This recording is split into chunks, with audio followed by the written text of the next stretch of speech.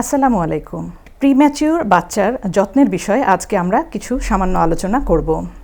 একটি বাচ্চা মায়ের গর্ভ থেকে 37 সপ্তাহ পূর্ণ হবার পূর্বেই যদি পৃথিবীতে আসে তাকে আমরা প্রিম্যাচিউর বাচ্চা বলে থাকি। এই প্রিম্যাচিউর বাচ্চা অত্যন্ত সংবেদনশীল, তাই এই বাচ্চার যত্নের ব্যাপারেও অধিক সতর্ক থাকা প্রয়োজন। কোন কোন ব্যাপারগুলো আমরা বিশেষভাবে খেয়াল করব?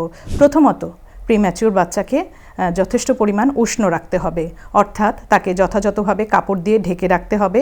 প্রয়োজন বোধে হাত মোজা, পা মোজা, এমনকি মাথায় টুপি পরিয়ে রাখতে হবে। যদি মা চান তবে তার বুকের সাথে স্কিন টু স্কিন কন্ট্যাক্টে রেখেও এই প্রিম্যাচিউর বাচ্চাকে শরীর উষ্ণ রাখা সম্ভব। দ্বিতীয়ত, বাচ্চার পুষ্টির জন্য শুরু থেকেই সম্পূর্ণভাবে মায়ের বুকের দুধই খাওয়াতে হবে, কারণ নবজাতকের একমাত্র খাদ্যই মায়ের বুকের দুধ।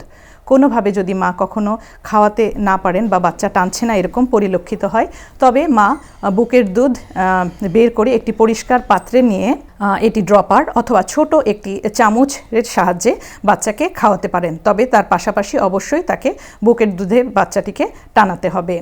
তৃতীয়ত, প্রিম্যাচিউর বাচ্চার ক্ষেত্রে আরেকটি গুরুত্বপূর্ণ ব্যাপার হলো জীবাণুর সংক্রমণ।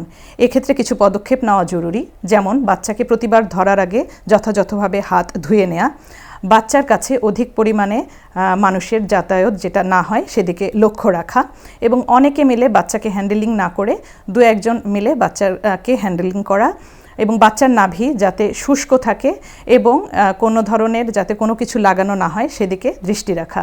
সর্বোপরি বাচ্চাকে অবশ্যই সময় মতো টিকাদান কেন্দ্রে নিয়ে গিয়ে তার টিকা গ্রহণ করার ব্যবস্থা নিতে হবে। মনে রাখবেন, আপনার সচেতনতা এবং সতর্কতাই পারে আপনার নবজাতককে সুস্থ রাখতে।